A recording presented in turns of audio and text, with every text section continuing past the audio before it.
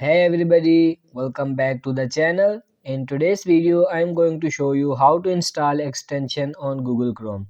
So I'm going to show you the easiest way to install extension in Google Chrome. So firstly, what you have to do is just open your Google Chrome.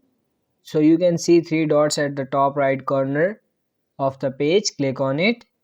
Now tap on this settings option.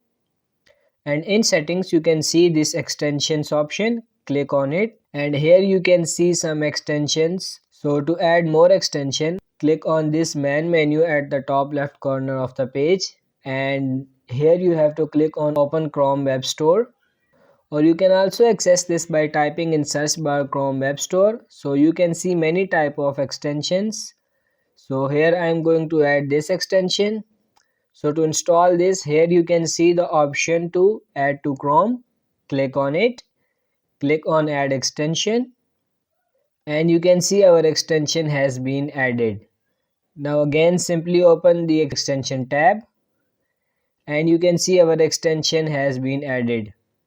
So try to add more extensions. So you can also search for extension from here like this. So here I am going to add this extension. So click on it and again click on add to Chrome. Now click on add extension and you can see this extension also has been added.